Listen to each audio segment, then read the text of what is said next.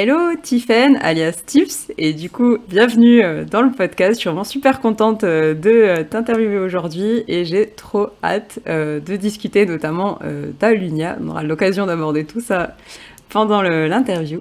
Mais avant, eh bien, du coup, je voulais tout simplement te demander un petit peu de te présenter pour les auditeurs qui te connaîtraient peut-être pas, vu que toi, tu as la particularité d'être à la fois écrivaine et illustratrice. Et est-ce que du coup, tu pourrais nous dire un petit peu comment tu en es venue à faire tout ça? Eh ben, déjà, bonsoir. Merci beaucoup de m'avoir invitée. Ça me fait vraiment super plaisir d'être là. Écoute, alors, je suis donc Tiffen, alias Tiffs, comme tu l'as dit. Je suis illustratrice et autrice. Donc, principalement illustratrice, à savoir que j'ai commencé par ça. Je fais principalement des illustrations de couvertures de romans, des cartes, etc. Donc, dans le milieu éditorial. Je vais pas faire, par exemple, de magazines ou des illustrations de tatouages. Enfin, voilà, ça reste vraiment dans le milieu du livre, du roman. Donc, voilà. Que Et dire d'autre? ouais, et du coup, ça fait combien de temps pour qu'on se situe un petit peu sur ta super expérience? Alors, niveau illustration, j'ai commencé vraiment à me mettre dans le dessin en 2012.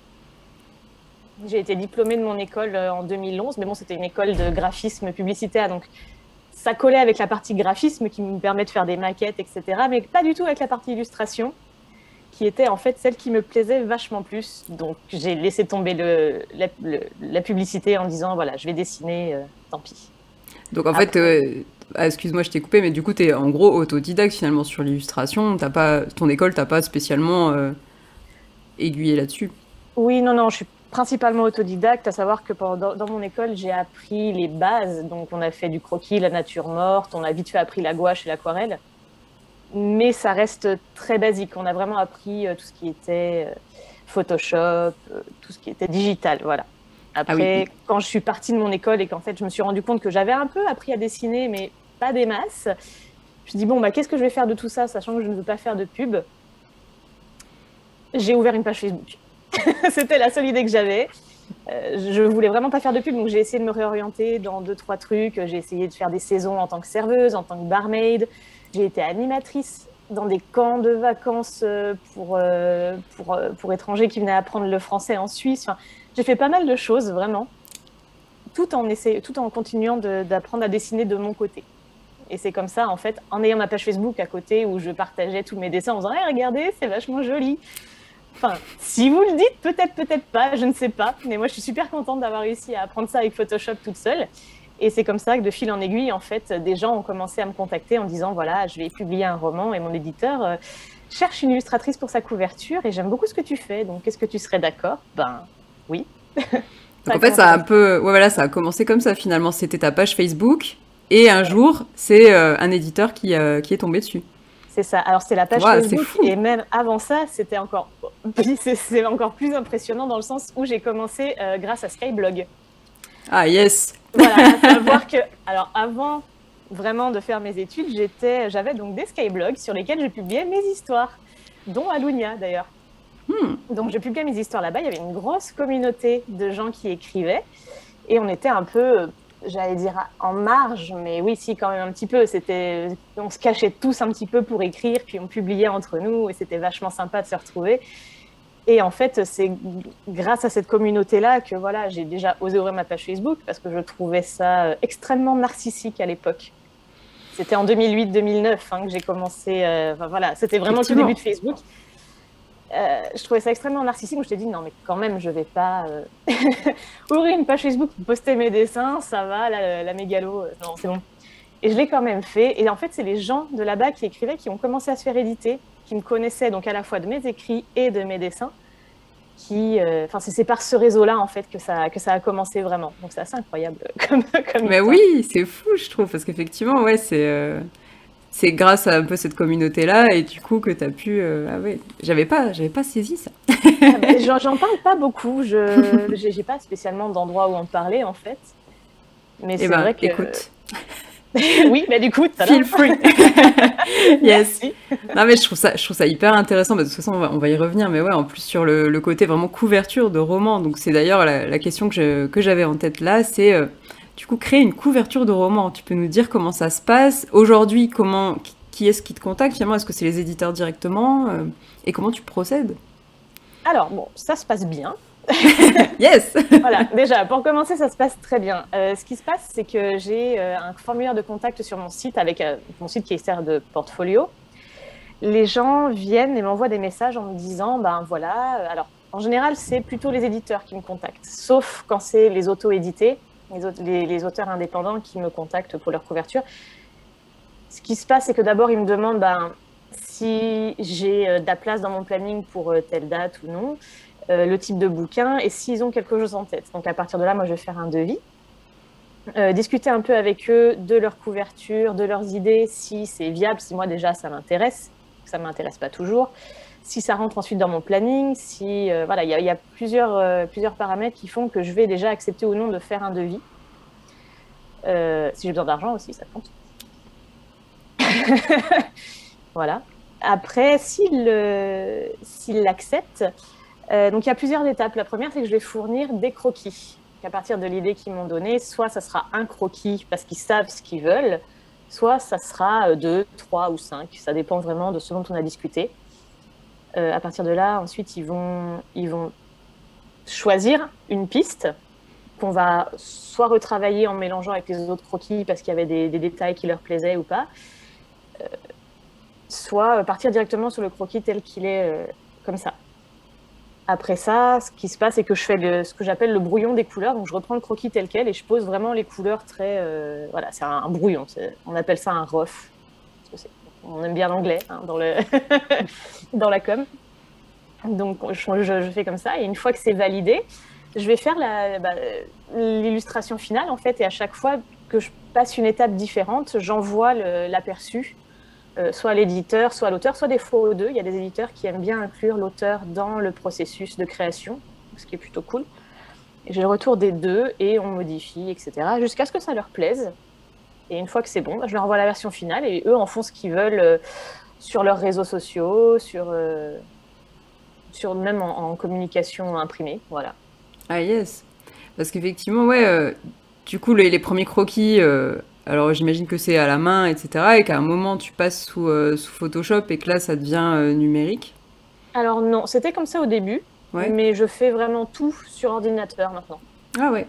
C'est beaucoup plus rapide en fait de partir d'un croquis sur l'ordinateur pour le modifier. Tout simplement. Parce que je peux déjà faire, je sais pas si tu connais un peu Photoshop, il y a des calques, des machins, des trucs. Un peu. Ouais. Voilà, donc je peux déjà, rien que pour le croquis, passer sur plusieurs calques et ça me fait gagner beaucoup de temps pour la suite par rapport au traditionnel. Et du coup, au niveau des modifications que l'auteur peut te demander, du coup, c'est pas, j'imagine peut-être pas toujours le cas. Est-ce que ça t'est déjà arrivé vraiment de faire des modifications importantes, on va dire? Alors, au début, oui, parce que je m'y prenais mal, mais maintenant j'ai vraiment fixé mes conditions. En gros, c'est une fois que le croquis est validé, on le retouche plus. On n'y touche vraiment plus. Donc, on peut, le croquis, ça reste vraiment une base de brouillon qui est facile à modifier, facile à recommencer si vraiment ça va pas. Mais voilà, une fois que lui, il est fixé, on peut modifier quelques détails, mais on va pas décider d'en fait ajouter une cathédrale gothique au fond et 3 personnages devant. Voilà, ça sera pas possible. Sinon, je refais un devis et on repart de zéro. Et c'est un peu un filet de sécurité que je me suis mise, parce que c'est vrai que je me suis déjà fait avoir quelquefois devoir recommencer quelque chose. J'imagine, clairement. Faut se protéger, comme tu dis. C'est ça. Et alors, du coup, ouais, je suis curieuse. Est-ce que tu peux nous dire un petit peu certaines couvertures que tu as réalisées? Est-ce que tu avais une préférée, peut-être? Ma préférée, je suis complètement biaisée, c'est celle d'Alunia. Hein. Je pressentais cette réponse. Mais j'ai eu de la chance sur celle-là, parce que alors, mon éditrice avait déjà quelques idées de couverture, notamment une ville. Et dessiner des villes, c'est mon énorme point faible. Tout ce qui est architecture, c'est une catastrophe. Je n'y arrive pas. Je m'entraîne, mais c'est compliqué. Donc, je lui dis, tu sais quoi, si t'es OK pour que ce soit moi qui fasse la couverture, j'aimerais bien réfléchir à une autre idée. Et elle me dit, écoute, propose. Et je lui ai proposé celle que j'ai actuellement. Je lui ai même proposé celle du tome 2 en même temps. Et elle m'a dit, j'adore, vendu, quoi. Vas-y, impressionne-moi. Donc, je lui ai fait ça et ça lui plaît. Et moi, ça me plaît vraiment beaucoup. Donc, ça colle vraiment à mon histoire. Donc, voilà, fatalement, c'est ma préférée. Yes, alors on y reviendra juste après, mais Alonia, c'est le livre de Tiphaine qui sort, du coup, demain. Et ouais, est-ce que tu pourrais, du coup, alors, on y reviendra tranquillement hein, sur Alonia, clairement, parce que ça, moi j'ai plein de questions sur les couvertures encore, parce que c'est fou de donner corps un peu au livre, finalement, des autres auteurs. Je pense que ça doit être un état d'esprit particulier, j'imagine. Ah, moi j'adore. Ce qui est le plus intéressant, je trouve, c'est que les gens viennent me voir et ils ont une idée très précise en tête la plupart du temps. Ouais. Et ils me font des descriptions qui peuvent faire, j'ai pas 10 pages Word de leur monde, en me disant, ah ouais, j'en ai eu quelques-unes comme ça, ou en me disant, voilà, c'est vraiment très important que ça soit telle teinte et tel machin, et je l'imagine plutôt comme ça.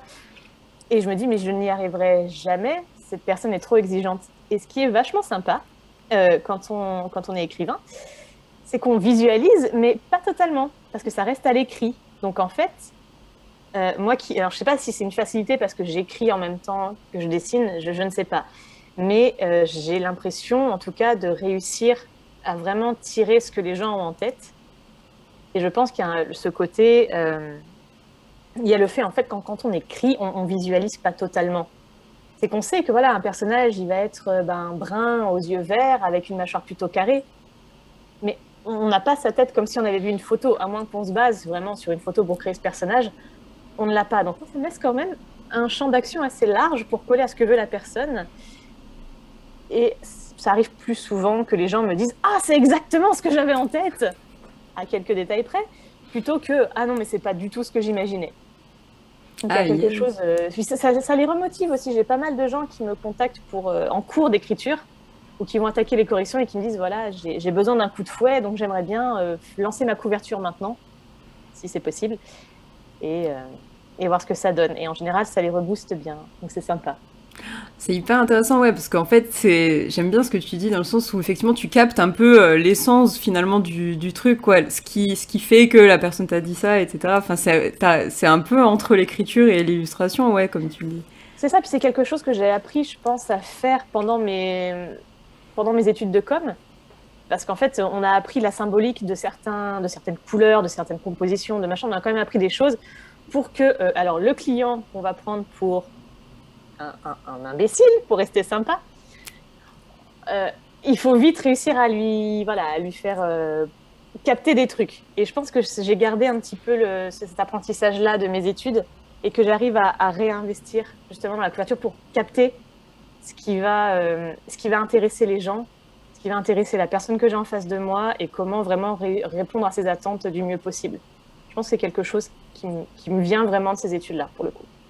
Ah ouais, c'est vrai, j'y avais même pas pensé, mais c'est vrai que le côté symbolique en plus, des couleurs et des éléments, autant dans l'écriture, on s'en rend pas forcément compte, mais en illustrant, t'as vraiment un peu la possibilité d'y faire un peu appel aussi. Je pense à la couverture d'Alunia, que tu as, je crois, sous la main. Qui est globalement voilà, du bleu, etc., n'aura pas du tout le même ressenti que si elle était en orange pétant, rouge, on n'a pas du tout la même émotion, etc. Exactement. Puis c'est important aussi, je demande aux gens quelle est leur cible et quelle est l'ambiance qu'ils veulent donner, justement. Parce que ça, ils ne le savent pas forcément. Et moi, ça me permet de choisir une palette à partir de là, qui est aussi super importante pour que le livre se vende en fait en salon. Quand les gens vont tomber sur un bouquin qui n'a pas la bonne couverture par rapport à l'histoire qu'il y a dedans, ça ne se vendra pas. C'est vrai, ouais, et souvent, je pense que toi aussi, t'as des cas où on a été un peu déçus parce que la couverture était épique et en fait le livre collait pas trop, ou l'inverse, peut-être un livre qu'on a conseillé qui était génial, mais en fait la couverture payait pas du tout de mine.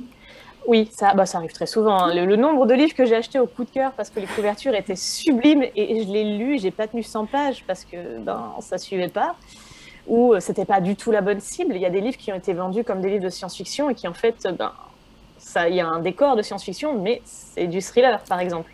Ah oui. Et c'est un peu décevant. Quand on connaît l'histoire, quand on a eu l'occasion de parler avec l'auteur en salon qui va nous expliquer ce que c'est, on n'est pas déçu.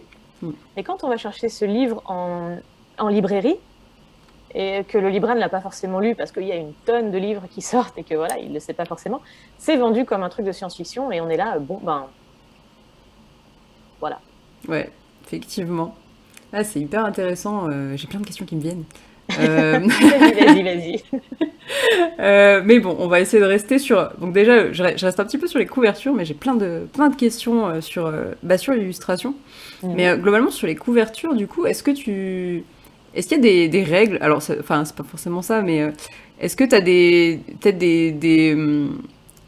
ouais, j'ai envie de dire des processus un peu entre guillemets, mais si je te dis que c'est une romance ou si je te dis que c'est tel type de livre, est-ce que tu vas avoir peut-être tout de suite quelque chose qui va te venir en tête, etc. Est-ce que tu vas mettre plus ou moins des personnages Et d'ailleurs, j'ai pas pensé à te demander, mais est-ce que tu illustres tout type aussi? T'en as parlé rapidement. J'illustre uniquement l'imaginaire. Voilà. Yes. Le contemporain, j'ai essayé. Je m'y amuse beaucoup moins, donc j'évite. Sachant que pour moi, voilà, il y a certains genres littéraires qui se prêtent mieux à l'illustration et d'autres qui se prêtent mieux au photomontage ou simplement à l'utilisation d'une photo. Quand tu parles de processus, je sais que, par exemple, sur un livre destiné à la jeunesse, je préfère mettre je trouve ça plus pertinent, en tout cas, de mettre des personnages et de les faire apparaître, plutôt que sur un livre de fantasy alors, adulte, voire young adulte. Pour moi, le personnage, c'est vraiment représentatif de la jeunesse. Quand on les représente, je sais que j'en avais fait. J'ai fait James Holt chez Livresse, qui est un parfait exemple. C'est que c'est un livre pour la jeunesse et il y a tous les héros qui sont représentés dessus. Ouais. Voilà. Alors que je prends Lumière parce que je l'ai souvenu, donc ça me fait moins de choses à penser, mais j'avais pas envie de mettre de personnages parce que j'ai pas envie que les gens se trompent de cible. C'est du young adulte plus. Donc, j'avais pas envie qu'il soit catalogué comme quelque chose pour les 10-12 ans, quoi. Donc, quand les gens viennent me voir, ils me disent voilà, c'est de la dark fantasy, mais j'aimerais bien représenter mon héroïne de face avec derrière les machins, les trucs. Je dis oui, alors c'est une bonne idée, hein, ça pourrait rendre très bien, mais pour moi, ça se trompe de cible. Ah ouais, c'est hyper intéressant ça, effectivement, j'avais même pas pensé, mais en plus, ouais, on n'a pas spécialement envie de montrer un personnage, finalement, on a peut-être plutôt envie que le lecteur se l'imagine, et c'est le cas souvent sur les couvertures plus adultes, ouais, c'est vrai.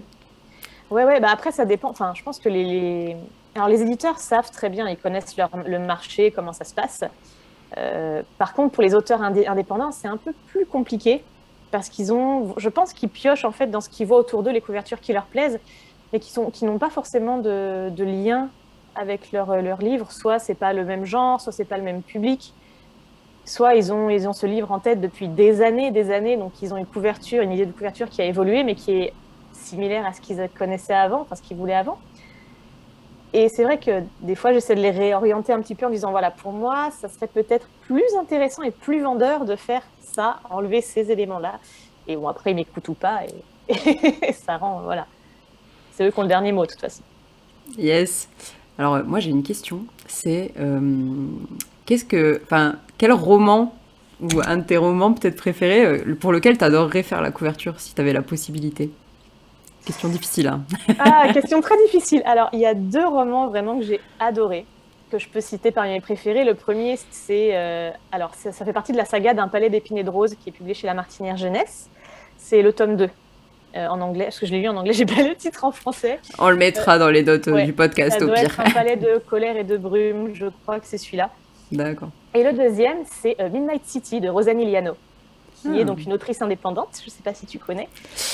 Midnight City, c'est un roman qui est absolument incroyable. Il y a quelque chose de très métaphysique dans ce roman et de très onirique que j'ai adoré. Elle a fait une couverture. Elle l'a fait elle-même et sa couverture est magnifique. Franchement, je n'ai rien à y redire. Mais c'est vrai que si je devais choisir les livres que j'aimerais vraiment illustrer, ça serait ces 2-là. Ah yes. Et pourquoi, du coup, est-ce que... c'est plutôt parce que tu avais aimé le roman ou parce que ça t'inspirait à l'illustrer, enfin... Ah, parce qu'ils m'ont évoqué tellement de choses. Il y a des images qui sont arrivées dans ma tête. En fait, je me suis dit, mais il y aurait tellement de trucs à faire. Yes, ah, c'est Après, génial. il y a des histoires que j'aime beaucoup qui malheureusement m'évoquent pas grand-chose. Ça arrive, je saurais pas te dire pourquoi. Et d'autres, paradoxalement, qui me plaisent moins, mais qui ont des éléments très, très forts, très percutants. C'est tout bête, mais par exemple, une histoire qui va avoir une scène vraiment marquante avec, je sais pas, une créature ou un artefact ou quelque chose, ça va forcément plus facilement m'évoquer quelque chose. Oui, que si c'est très axé émotion, personnage, t'as pas forcément une scène mémorable en tête, etc. Ça devient un peu plus compliqué. Après, on peut partir dans le symbolisme, mais le symbolisme, ça reste quand même quelque chose de très personnel. Et sur ce coup-là, je suis pas forcément en phase avec l'auteur. Yes, c'est hyper intéressant en tout cas, je trouve. Parce qu'effectivement, en plus, le symbolisme, quand tu dis, en fait, bon, il y a des bases, mais en même temps, on a tous notre façon de voir les choses et d'interpréter des choses, et on peut mettre des symboles si on le veut et qu'on a quelque chose en tête finalement. C'est ça. Et puis très important, c'est que je lis pas les romans que j'illustre. Je n'avais pas le temps. Donc je me base vraiment sur le pitch qu'on va me faire. Donc si la personne se trompe dans son pitch, enfin moi je ne le saurais pas en fait. Je ne saurais pas qu'elle a visé à côté de ce que raconte son histoire. Donc peut-être que l'illustration collera très bien à ce qu'elle m'a décrit, mais peut-être que ça ne collera pas du tout au roman pour le coup.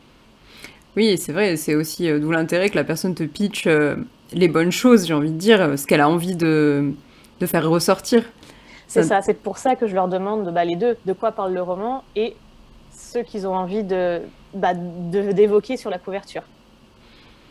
C'est assez intéressant, je trouve, parce qu'en plus, quand on est auteur, la partie 2, finalement, on l'a pas forcément tout de suite au début, c'est pas forcément notre intention de départ. Je sais que personnellement, moi, pour mon premier roman, par exemple, c'était vraiment hyper après coup que j'avais un petit peu le recul de me dire, bon là, je pense un peu au côté pitch, mais la couverture, ça serait pareil finalement. Mais finalement, il faudrait que ce soit ça, parce que finalement, c'est ça, c'est épique, etc. Et c'est vrai qu'on l'a pas toujours au début, en fait.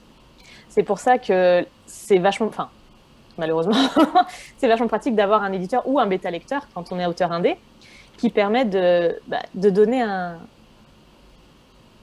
une vision avec du recul, en fait, qui a le recul que l'auteur n'a pas.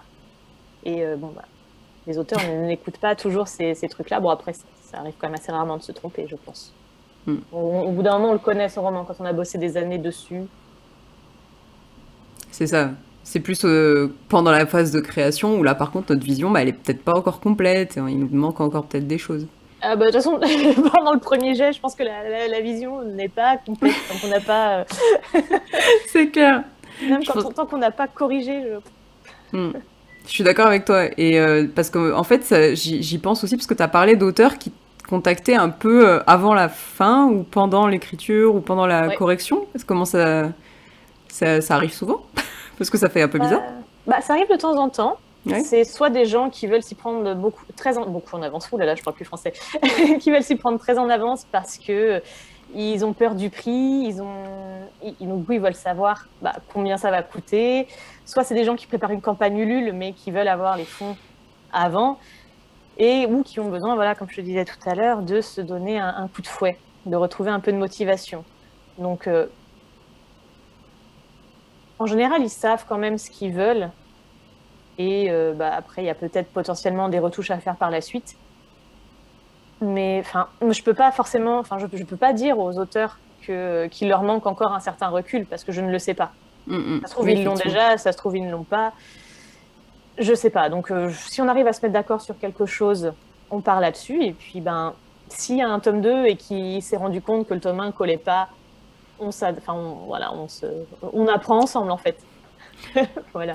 Effectivement, ouais. Et alors, au niveau des couvertures, j'ai peut-être un peu fini, je crois. Et par contre, tu fais aussi des cartes pour des romans, pareil, édités. Enfin, c'est le même type de, j'ai envie de dire client, c'est pas génial, mais projet. Oui. oui, c'est pour des... Alors, il y a pour des romans, il y a aussi pour des jeux de rôle. Ah ouais. Pour les cartes.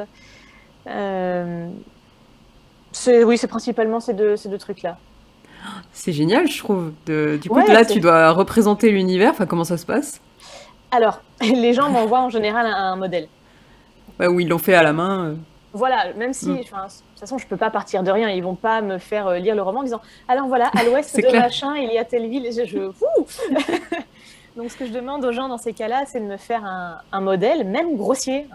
S'ils savent pas quelle forme ça, je dis faites-moi des patates. Voilà, vous faites un rond pour telle terre, un rond pour tel machin. Si vous voulez une péninsule, vous m'indiquez avec une flèche péninsule. Enfin, on s'en fout si c'est très moche, mais il me faut une base pour que je sache au minimum quelle terre se trouve où par rapport à une autre, l'emplacement des montagnes, etc. Et ensuite, j'affinerai tout ça. Ouais, je trouve ça dingue. Parce que du coup, c'est pareil, ça te fait une petite percée dans l'univers, finalement. Et pour les jeux de rôle aussi, du coup, c'est Ouais, j'en ai fait quelques-unes pour le jeu de rôle. Alors, pas encore beaucoup, mais... Alors, pour le coup, le travail est beaucoup plus dense. Parce que le jeu de rôle, en général, on part d'une carte complète et on se rapproche ensuite de chaque petite terre. Wow, c'est incroyable. C'est vachement cool. J'aime beaucoup travailler les cartes. Ouais, bah oui, j'avais l'impression aussi parce que tu en partages d'ailleurs sur Instagram de temps en temps. Alors, on mettra les liens dans les notes du podcast vers ton compte Instagram. Mais justement, ouais, ça m'inspire un petit peu. C'est que tu montres un peu les... J'ai vu que tu proposais des fois des tutos un petit peu, je crois, sur ton site, j'en ai vu. Alors, c'est pas vraiment des tutos, c'est des vidéos en accéléré. Ouais, c'est pas tuto, démo plutôt, je sais pas. Ouais, j'appelle ça des process, mais je sais pas, ouais. Je sais pas quel est le bon terme. Et est-ce que c'est... alors, comment dire? Tu vois, quand on est auteur, on a du mal à partager ses écrits quand on débute, etc. Bon, toi, tu débutes pas du tout en illustration, mais est-ce que ça... Tu vois, ça te demande quelque chose, tu vois, de publier l'illustration? Je sais que quand elle est encore en cours, ou quand c'est une carte, ou là, maintenant, c'est bon. Non, là, c'est bon. Là, c'est bon. Ouais, j'avais une certaine appréhension au début. Mais ma page, elle date ma page Facebook, elle date de 2012 et mon compte Instagram, j'ai dû l'ouvrir en 2016. Donc, il y a toujours une appréhension quand je partage des couvertures dont je ne suis pas à 100% satisfaite. Parce que, quelque part, en fait, c'est ma vitrine aussi. Donc, les gens qui me suivent, les potentiels clients, s'ils voient trop de couves moches qui passent, ils ne me contacteront plus. Mais après, mes goûts ne sont pas forcément les goûts du plus grand nombre. Donc, il y a des couvertures que moi, je trouve assez moyennes, qui ont énormément plu. Et inversement, des coups dont je suis super fière, qui n'ont pas eu le succès que j'espérais. Ah ouais. Donc, maintenant, ce qui se passe, c'est que j'ai pris du recul et je me dis, au pire, personne ne meurt, c'est pas grave. C'est fou, je trouve, parce que c'est comme l'écriture, finalement, ouais, ce côté... moi je trouve ça moche, même si tout le monde adore, non, mais moi je trouverais toujours ça moche. Je trouve que ça se rapproche un petit peu de l'écriture, c'est tellement subjectif et en même temps, voilà, chacun a sa vision, son ressenti. C'est hyper intéressant. C'est très similaire. Je trouve ça un peu différent de l'écriture dans le sens où sauf quand c'est des dessins personnels, mais les dessins que je vais faire pour d'autres, c'est pas mes univers. Ouais, c'est vrai. J'ai un petit détachement par rapport à l'écriture où là, c'est vraiment genre des heures de travail, c'est mes tripes, c'est machin. Il y a plus de personnalité qui transparaît dans des écrits, je pense, que dans des dessins. En tout cas, à mon avis. Et c'est un peu plus flippant de partager ces textes, à mon sens. Ah ouais, c'est fou, parce que on croirait pas, tu vois, t'as quand même l'apparence, le visuel, à l'heure actuelle, etc. Puis en fait, je suis d'accord avec toi que finalement, écrire, pour moi, c'est un des trucs les plus personnels, en fait, parce que c'est là que tu dois mettre des mots sur des émotions, sur des ressentis, alors que c'est vrai que pour certains projets, t'as peut-être pas spécialement besoin d'aller aussi profondément dans le travail. C'est ça, surtout dans tout ce qui est psychologie des personnages. On a beau faire les efforts qu'on peut, les personnages auront toujours nos biais à nous. On peut essayer de mettre d'autres points de vue sur un sujet, même si on peut avoir fait, je sais pas, le tour du monde, s'être ouvert à plein de cultures différentes, on a toujours nos biais à nous vraiment qui transparaissent et dont on ne pourra pas se détacher. Et quelque part, ce sera aussi en partie ça qui sera jugé. Et moi, ça me terrifie. Ouais, je suis d'accord. C'est vrai, en fait. Parce que puis comme tu dis, on a envie de mettre plein de choses, on a envie de parler de plein de choses, mais finalement, on parle surtout de nous. On parle de nous en premier. Et après, un peu, on donne un petit peu d'autres aspects, quoi, finalement. C'est ça. Malgré tous les efforts, ça reste quand même quelque chose de très, très personnel. Clairement. Le plus personnel possible, je pense. Je trouve ça trop bien. Alors, je vais essayer de me concentrer pour pas partir trop loin, parce que je pense qu'on peut aller très loin sur ce sujet. Mais moi, je m'étais demandé, en fait, parce que personnellement, alors je sais pas si c'est vraiment le cas, mais j'avais entendu, en tout cas, qu'il y avait des personnes qui étaient plus de la communication sonore et des personnes qui étaient plus de la communication visuelle. Et je me suis jamais identifiée comme une personne très visuelle, justement, et je l'ai expérimenté en commençant à écrire parce que, justement, j'arrivais rien à visualiser. T'en parlais tout à l'heure avec l'histoire d'un personnage aux cheveux bruns, typiquement, moi, le personnage aux cheveux bruns, il prend pas forcément vie dans ma tête. Et du coup, je me suis demandé si toi, ça t'aidait, finalement, tout ce côté illustration, ou si finalement bah, ça vient après, ou est-ce que c'est vraiment en même temps dans ta tête, est-ce que tu visualises, est-ce que même tu dessines peut-être un peu, je sais pas, tu vois, pendant l'écriture? Alors, ça dépend. Je saurais pas vraiment comment l'expliquer, mais alors je dessine en général après. Ouais. Tous mes personnages, je les ai dessinés à un moment donné. Les premières fois que je les ai dessinés, c'était en 2017, sachant que le roman, j'ai commencé à l'écrire la première fois en 2006. Donc voilà, je les ai dessinés très tardivement, et avant de trouver une représentation qui me plaise et qui collait à ce que j'avais en tête, et ben ça m'a pris jusqu'à il y a 3 mois. Donc, voilà, pour vraiment avoir une représentation qui me plaisait.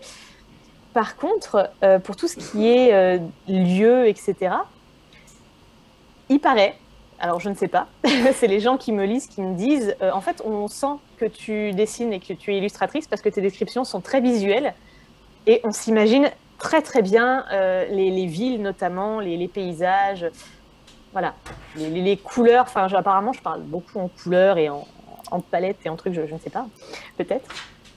Mais apparemment, ça se ressent là-dedans et je pense que quelque part, ça s'entraîne l'un l'autre. En tout cas, c'est sûr que tu as ces deux éléments-là. Et ouais, c'est vrai que par exemple, les couleurs, t'es déjà, entre guillemets, plus calé que nous, pauvres auteurs, qui sommes toujours en train de galérer à trouver comment ça s'appelle ce bleu-là. Mais c'est vrai que c'est hyper intéressant. Ouais, mais effectivement, je pense aussi que c'est que ça nourrit en fait ta façon de voir les choses, mais c'est hyper intéressant, je trouve. Et c'est vrai que par contre, là, je pensais un peu au nom, mais aussi de manière générale, on va plutôt, je pense, quand on est auteur débutant, penser à ce qu'on a envie de décrire, ou on a souvent peut-être une chose en tête, tu vois, du style une émotion ou la scène en elle-même, l'intrigue, quoi. Et pour situer ça, tu vois, dans le côté visuel, c'est pas toujours facile. Non, c'est pas facile. Moi, j'essaie vraiment de peindre. J'essaie vraiment de peindre un tableau de ce que j'imagine, en fait. Donc, je sais pas, de partir du premier plan et d'aller ensuite vers l'arrière-plan ou inversement. Ouais, j'aime beaucoup cette comparaison avec la peinture, ouais. Parce qu'en fait, c'est un peu ça, finalement. On est au premier plan, mais il y a un arrière-plan, toujours, et il faut pas l'oublier. C'est ça, et l'arrière-plan, il n'est pas forcément visuel, d'ailleurs. Il peut être aussi sonore, il peut être tactile avec tout ce qui est le vent, la température, etc. Et c'est des trucs que j'essaye vraiment de caler aussi. Vraiment en peignant par petites touches, que j'aime pas faire des grosses descriptions, des gros pavés pour décrire une ville, c'est bon. Je suis pas... voilà. Mais vraiment, ouais, d'y aller par petites touches, comme si tu veux peindre un tableau. Ah. Voilà. Je te visualise en train de peindre ton livre. Ouais. Mais en plus, à la réécriture, ça fait un peu ça. Hein. Je vois ma description, je suis là, bon, on va rajouter une petite touche ici, enlever un petit peu là-bas. Je pense que tout le monde le fait, hein, mais c'est vrai que l'analogie est plus facile à faire, je pense. Ouais, et puis je pense que ça aidera peut-être les auteurs qui souvent se demandent s'il y en a assez, s'il y en a trop, etc. Mais quand on garde en tête que même si c'est des petites touches, ça marche. Et ça marche même mieux, parce que c'est mieux intégré. En fait, c'est pas, comme tu dis, un gros paquet de descriptions, c'est intégré partout, et du coup, on va le connecter ensemble aussi. Le tableau, il va rester ensemble. Ouais, ça marche d'autant mieux pour les personnages, je trouve. De se dire qu'on peut peindre un tableau par petites touches et y revenir de temps en temps, que ça n'a pas besoin d'être complet à la première ligne. Oh oui. Voilà. Ni au premier chapitre. Exactement. Et en même temps, c'est vrai que ce serait... qu'il faut garder en tête qu'on est en train de peindre un tableau. On va pas, d'un coup, en plein milieu du roman, faire le tableau complet. D'un coup, bam, je te décris mon personnage. C'est vrai qu'il faut garder en tête ce côté un peu progressif, je pense. Exactement. De toute façon, quand moi j'ai appris à peindre, il faut partir de la masse pour ensuite aller au détail. Et c'est pareil dans les descriptions. Tu vas partir du personnage. Alors, c'est une femme, un homme, une personne non-binaire. Voilà. Il n'y a pas besoin d'en savoir plus pour l'instant, selon le point de vue. Et ensuite, on y arrive petit à petit, selon comment il marche, selon où il est, les gens avec qui il interagit. Voilà. C'est vraiment des petites touches qui n'ont pas besoin d'arriver tout de suite.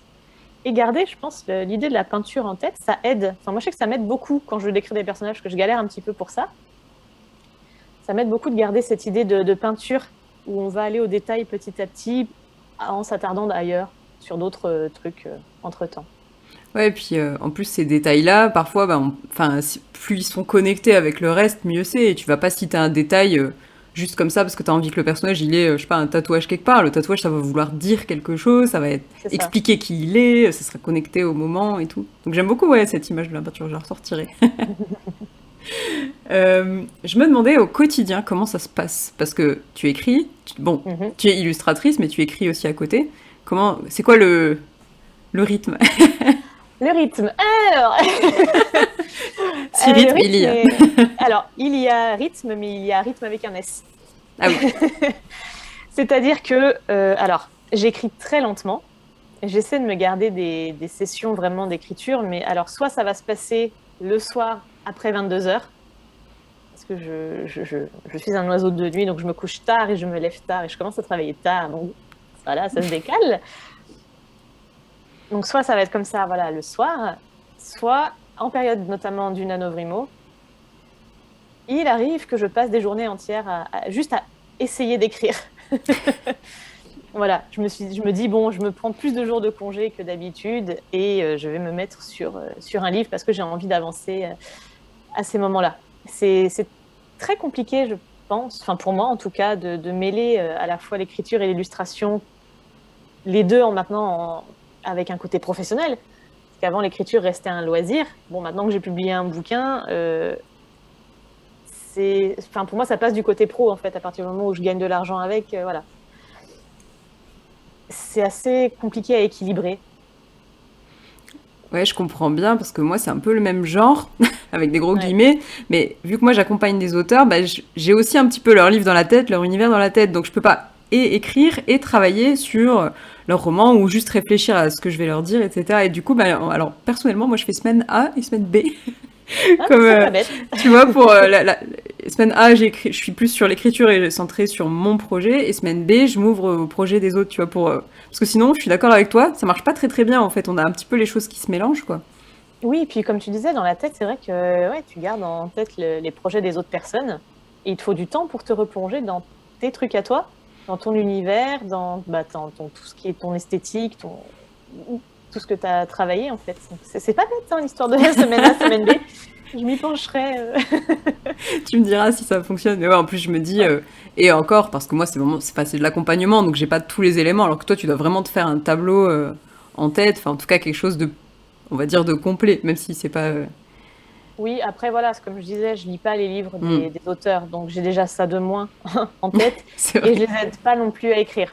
Donc quelque part, j'ai très peu de contact avec leurs mots, leur univers, leur style, au sens littéraire, le sens qui pourrait m'influencer, en tout cas en tant qu'autrice. Yes, je pense qu'il est temps que tu nous parles d'Alunia. Oui. On parlait d'écriture, donc Alunia, c'est ton projet, donc ton livre qui sort demain, mais c'est une saga. C'est une saga, c'est une duologie plus exactement. Il y a 2 tomes qui sont déjà écrits. Alors c'est une duologie de fantasy, de low fantasy, à savoir que l'héroïne, Léa, vient de notre monde. Alors ce n'est pas un spoiler, c'est le premier chapitre, littéralement, elle meurt foudroyée et se retrouve dans ce nouveau monde, et plus particulièrement dans l'empire d'Alunia, qui est un empire qui ma foi, est englué dans une histoire de fanatisme religieux. C'est un empire qui était très avancé technologiquement parlant. Je me suis beaucoup inspirée des Atlantes, dans le sens où voilà, il y avait vraiment une technologie très, très développée et très en symbiose avec la nature. Mais il y a eu l'arrivée un jour au pouvoir d'un fanatique religieux qui a dit que la technologie c'était le mal et ça allait bouffer la planète et la planète allait mourir, alors il faut arrêter la technologie. Et comme les gens n'écoutaient pas, parce que quand même la technologie c'est vachement bien, il n'a rien trouvé de mieux que de leur mettre un petit verrou mental qui les empêche de faire tout ce que lui considère comme étant mal.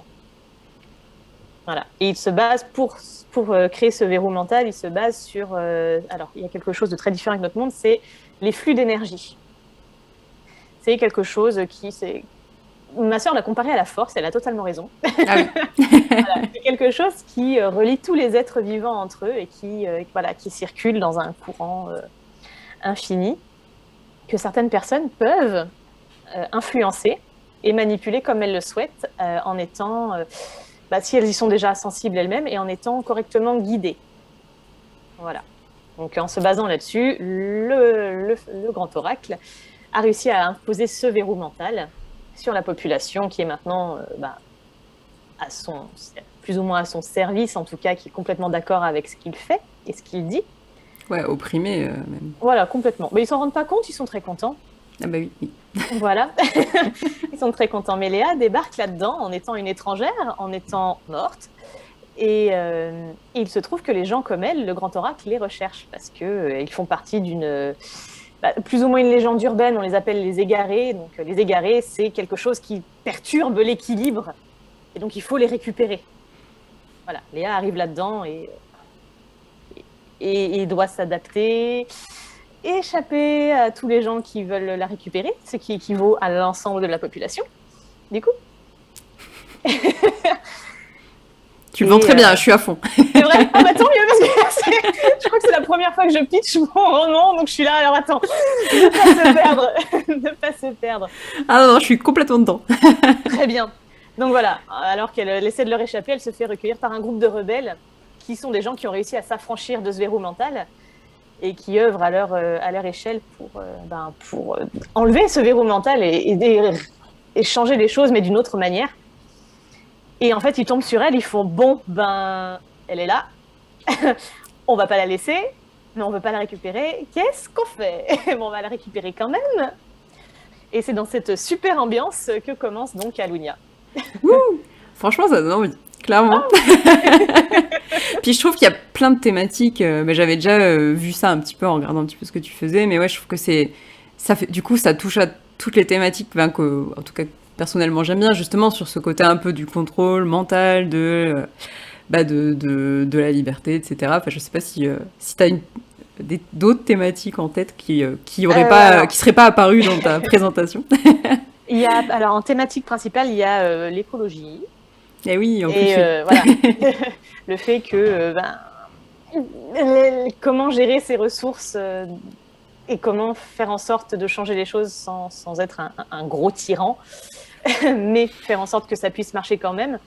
Et il y a surtout cette thématique qui est pour moi importante, c'est que je traite à travers Léa, c'est de réussir à donner un sens à sa vie, en fait, où nous, on est là, voilà, on milite par les réseaux sociaux à partager des vidéos en disant, voilà, je milite. Je milite, je fais des choses, je partage des vidéos. Et pour moi, c'est vrai que ça n'a jamais été assez et j'aurais aimé faire plus. Et voilà, via Alunia, en tout cas, je parle de ça et comment Léa, en fait, qui militait via son ordinateur, se retrouve en fait avec le pouvoir de faire vraiment changer les choses sur le terrain. Et vraiment de tout ce que ça implique, en fait, du fait que ça ne soit pas si facile que ça ne soit pas forcément si cool, que c'est flippant, et de tout ce qui va nourrir, en fait, ce besoin d'action malgré tout, voilà. C'est génial, je suis à fond. Non mais franchement c'est hyper intéressant je trouve, parce qu'effectivement ouais, la thématique de l'écologie, puis tu as parlé de la technologie aussi, parce qu'on a souvent tendance nous à se dire que c'est à cause de la... Excuse-moi. Ça sera coupé au montage. Alors du coup, je vais reprendre là. Oui, et tu as parlé de la technologie aussi, et je trouve ça hyper intéressant, parce qu'effectivement, nous, on a souvent tendance à se cacher derrière la technologie, à dire oui, non, mais tout est de la faute de cette technologie, etc. Mais en fait, non, pas du tout, c'est la personne qui l'utilise, et j'ai l'impression que t'abordes et l'écologie et ces sujets-là, enfin, ça donne... En tout cas, j'essaye. En tout cas, j'essaye, oui. Ça donne envie de plonger dans l'univers, en tout cas. Et ouais, du coup, tu disais c'est de la low fantasy, effectivement, parce que c'est pas non plus créatures magiques, etc. On reste plutôt sur une civilisation... Alors, c'est une civilisation inspirée de la nôtre, mais il y a quand même pas mal de créatures. Il y a des énormes bestioles. Et, en fait, ce qui définit la low fantasy, c'est le lien avec notre monde à nous. Voilà. Donc, le lien avec notre monde à nous, c'est Léa. Et les autres personnes comme elle, parce qu'elle n'est pas toute seule dans ce cas-là, à être morte et à être passée à Alunia. Et gros mystère. Donc voilà, c'est ça le lien. Mais oui, non, il y a quand même des grosses créatures pleines de dents et assez vicieuses. Et j'ai essayé de faire un bestiaire. C'est compliqué de faire un bestiaire. Ah oui, c'est super intéressant. Je trouve ça très très compliqué à faire. Du coup, en termes d'illustration, là, toi, tu as réalisé la couverture, il y a d'autres illustrations de toi? Oui, Oui, oui, oui. Alors, c'est, j'ai eu le feu vert de mon éditrice. Franchement, elle est géniale parce que elle m'avait rien proposé. C'est moi qui lui ai dit, mais hey, Marion, je sais que tu aimes travailler les maquettes de tes romans pour qu'elles soient un peu classous. Est-ce que tu me laisserais tenter un truc? Elle m'a dit quel genre de truc? Je dis bah faire des en-têtes pour les chapitres qui correspondent en fait aux chapitres. Donc là, je te montrais là, sur la vidéo. Ah oui, super. Bah, il faudra vraiment regarder la version vidéo. Ouais. Donc voilà, il y a 40 chapitres dans le livre et j'ai fait 40 en-têtes, alors plus ou moins élaborées, hein. Il y a des paysages, c'est quoi ça? C'est une part de gâteau. Yes. Voilà. On voit quelques personnages, des fois on voit juste un ciel étoilé, mais en tout cas, elles ont tout un rapport avec le chapitre qui va se dérouler. Et j'ai fait en sorte que ça ne spoile rien. Et qu'en fait, quand les gens, s'ils veulent, s'ils y retournent à ces illustrations, à la fin du chapitre, ils fassent « Ah ouais !» Ah, c'est génial. Voilà. Ça fait partie de l'écriture, du coup, je trouve ça super. Même si ça arrivait après coup, mais au final, Alors, ça fait partie de celui-là est l'histoire. arrivé après coup, mais le tome 2, j'ai totalement écrit en pensant à ces en-têtes. Ah, super, je trouve ça trop bien que ça ait évolué en plus en cours de route, ouais. Ouais, Et ouais. du coup, tu les avais en tête, ouais. Tu dis, ah, si je mets ça comme en tête. J'ai essayé en tout cas, j'essayais à chaque fois d'inclure dans mes chapitres quelque chose.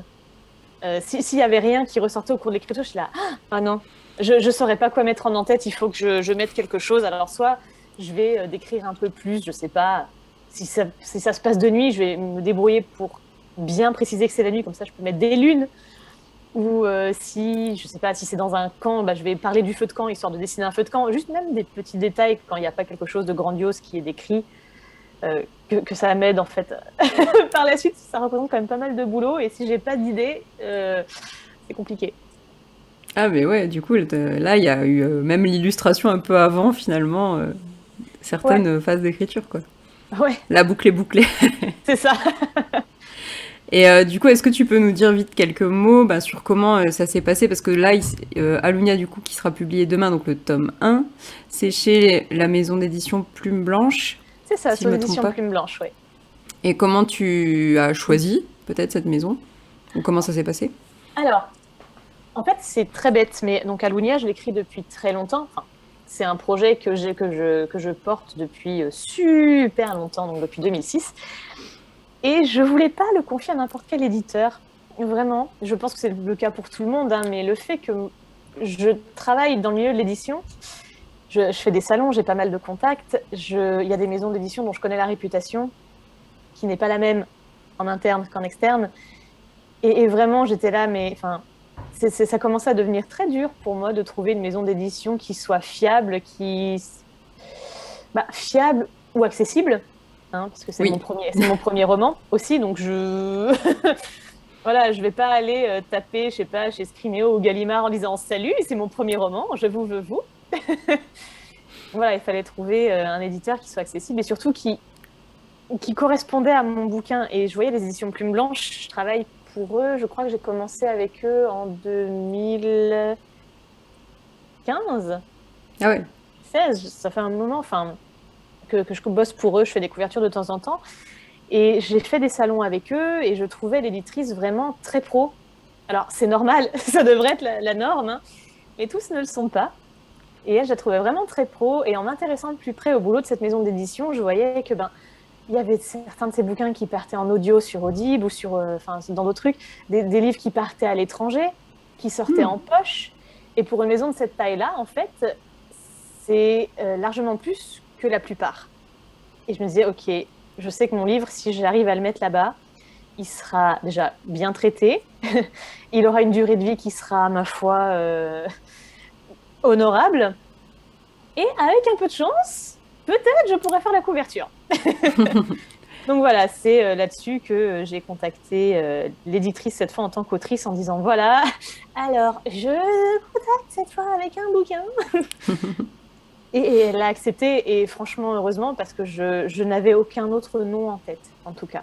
J'aurais essayé certainement après des maisons d'édition plus importantes si elle avait dit non, mais c'était elle mon premier choix, même à côté d'autres maisons d'édition. J'aurais pu essayer de l'envoyer, je sais pas, à Rajo, qui était ma maison chouchoute quand j'étais plus jeune, parce qu'il y avait Willan, etc. Mais je voulais d'abord essayer Plume Blanche. Donc, je suis très contente qu'ils aient dit oui. C'est génial, t'as demandé à une maison d'édition et c'était un oui. Tu contredis plein de... tu contredis tous les clichés. Ouais, ah bah oui, après, bah, tu les connaissais, mais c'est vrai que c'est quand même hyper... Bah après, franchement, l'éditrice m'aurait pas accepté si elle avait pas aimé. Elle m'avait déjà demandé de lui envoyer certains de mes bouquins parce qu'elle suivait ce que je faisais à l'époque où je publiais sur Skyblog. Et je lui avais envoyé mon précédent roman qu'elle avait refusé parce qu'il rentrait pas dans sa ligne éditoriale. Et par la suite, un autre roman que je commençais à écrire parce qu'elle envisageait de lancer une autre collection pour voir si ça rentrait. Elle m'a dit « Ah non, ça va pas être possible, je suis désolée, mais non. » C'est pas grave. J'y allais pas spécialement sereinement, mais voilà, je suis très contente qu'elle m'accepte quand même. Ah, c'est super en tout cas, je trouve, parce que ouais, du coup, t'as pu faire la couverture, t'as pu faire les en-têtes, puis écrire ce tome 2. D'ailleurs, donc, demain sort le tome 1. Au niveau du tome 2, où en est-on? Le tome 2 est écrit. Ah oui. Le tome 2 a sa couverture. Il a pratiquement toutes ses en-têtes. Et au niveau travail éditorial, je suis en pleine correction. Ah, bah on te souhaite force et honneur pour les corrections. Merci, ça va. Il y avait un peu de travail sur le tome 1. Le tome 2, c'est quand même un peu moins important. J'ai appris entre-temps. Donc, ça va. Bon, alors tout va bien. Et oui, d'ailleurs, au sujet justement du choix d'avoir fait une duologie, est-ce que tu avais est-ce que ça a toujours été le projet ou comment?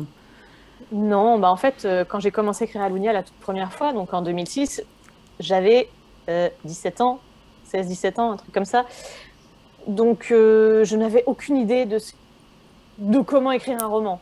Hein, j'écrivais comme ça sortait et voilà, j'avais un plan en tête, mais je savais même pas qu'on pouvait faire des plans pour.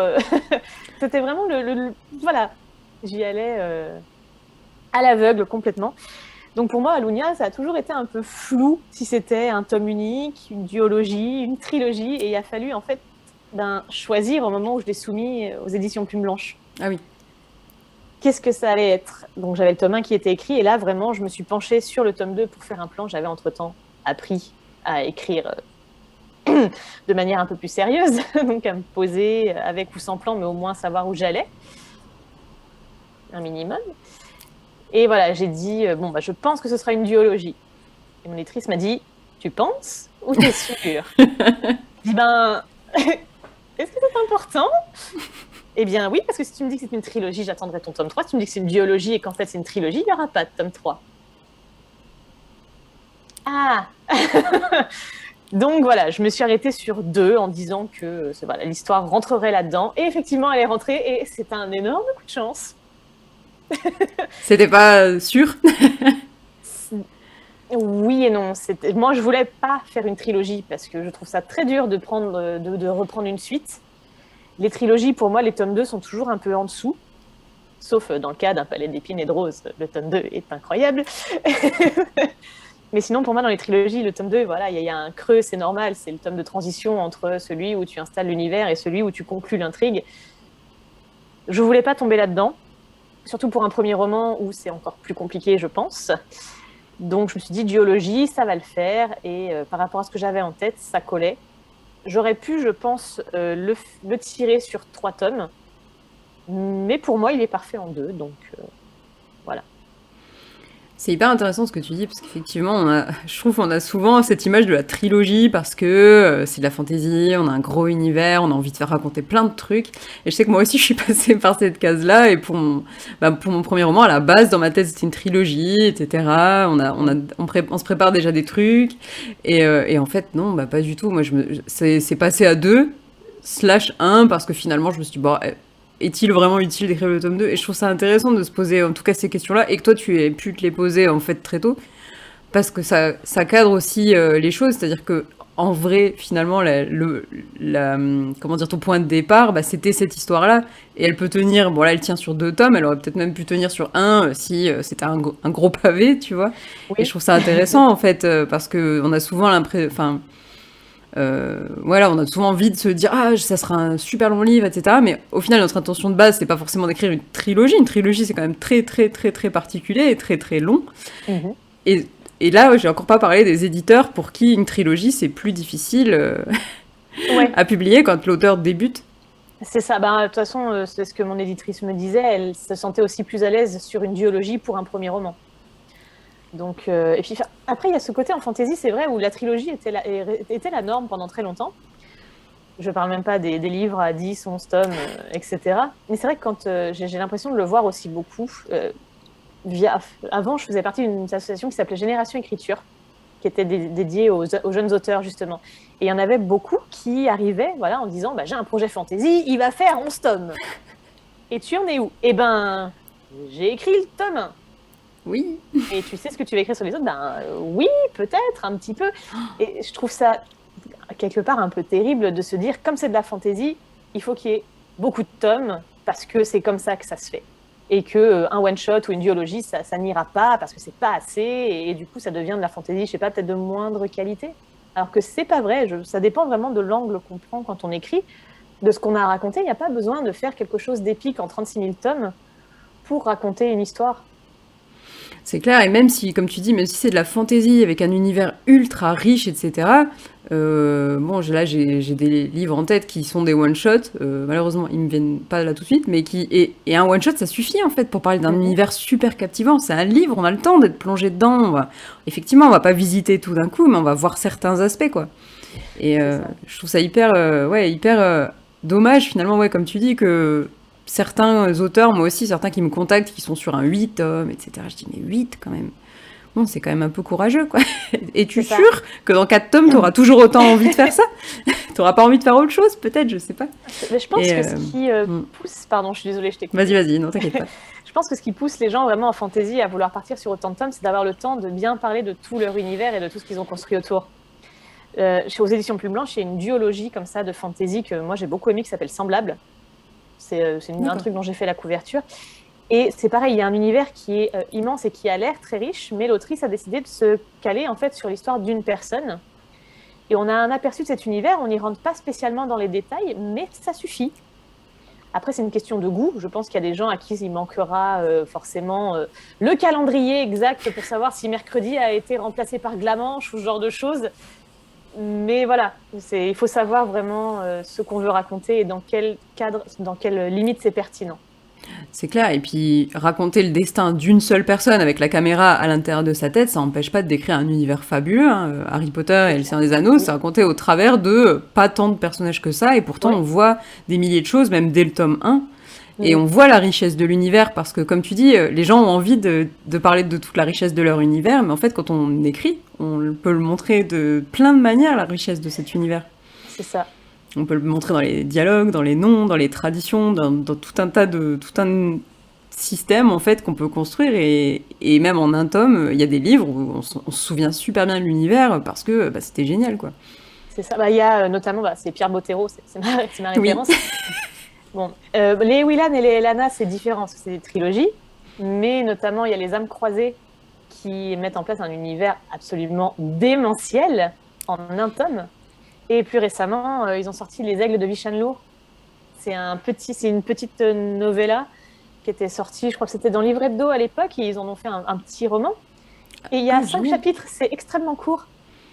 Et juste dans ces 5 chapitres, j'ai refermé le livre, j'ai fait oh mon Dieu, mais c'est ça que je veux faire quand je serai grande. C'est incroyable, en quelques lignes, en quelques chapitres, il a réussi à nous dépeindre, à nous faire miroiter vraiment un univers extrêmement riche.